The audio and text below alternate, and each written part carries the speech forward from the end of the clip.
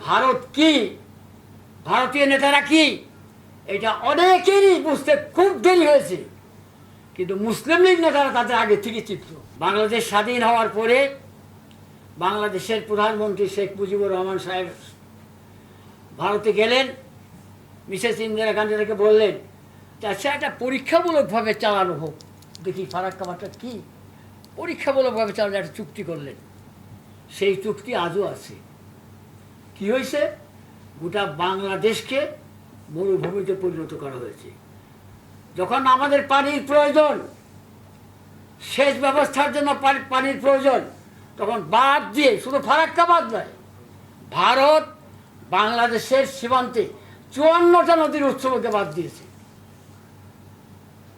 আবার যখন বর্ষা আসে, যখন প্লাবন আসে, ফারাক্কাসহ সমস্ত বাঁধগুলি খুলে দেওয়া হয় যাতে আমরা তলিয়ে যাই। ভারত কি, ভারতীয় নেতারা কি, এটা অনেকেরই বুঝতে খুব দেরি হয়েছে। কিন্তু মুসলিম লীগ নেতারা তাদের আগে থেকে চিত্র। মুসলিম লীগ নেতারা তাদের বহু সাবধান করে দিয়েছে যে ওদের চিনেন না ওরা কারা। সুখের বিষয় যে আমাদের আজকে বাংলাদেশের প্রায় আওয়ামী লীগকে বাদ দিলে বাংলাদেশের সকল রাজনৈতিক দলের ভিতরে এই চেতনার উন্মেষ ঘটেছে যে ভারত আমাদের বন্ধু নয়, ভারত আমাদের শত্রু।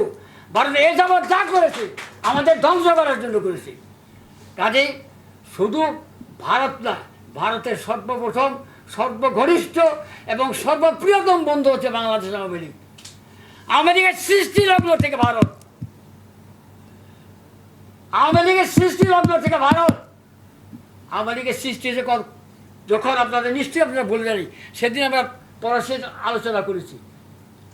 23শে জুন শুধু বাঙালির ইতিহাসে নয়, পৃথিবীর যখন দিন 23শে জুন, সেই 23শে জুন ওনারা আওয়ামী লীগ তৈরি করেছেন।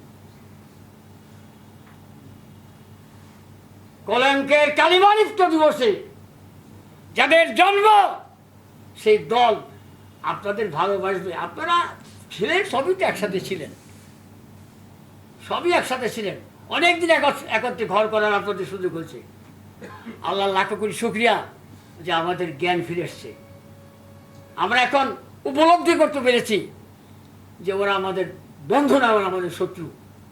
আমরা যে বিষয়টির উপরে আলোচনা করেছি আজকে, এটা আজকে মুসলিম লীগের আলোচনা নয়, এটা বিএনপির আলোচনা নয়, এটা কোনো বিশেষ কোনো রাজনৈতিক দল নয়, এটা গোটা বাংলাদেশের 20 কোটি মানুষের আলোচনার বিষয়।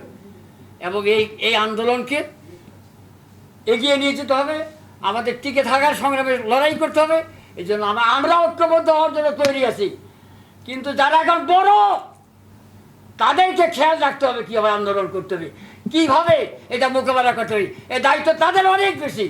আমরা অনুরোধ করছি তাদের কাছে যে আন্দোলনকে বেগবান করার জন্য, এদেশের মানুষকে সুখী সমৃদ্ধশালী করার জন্য, জালিমের অত্যাচার থেকে মানুষকে মুক্ত রাখার জন্য ঐক্যবদ্ধ হন। ঐক্যবদ্ধ করার জন্য যা কিছু করবেন, আল্লাহ আমাদেরকে হেফাজত করুন। আমিন। ওয়া আখিরু দাওয়ানা আলহামদুলিল্লাহি রাব্বিল আলামিন। আসসালামু আলাইকুম ওয়া রাহমাতুল্লাহি ওয়া বারাকাতুহু। সমাপ্তি ঘোষণা করছি।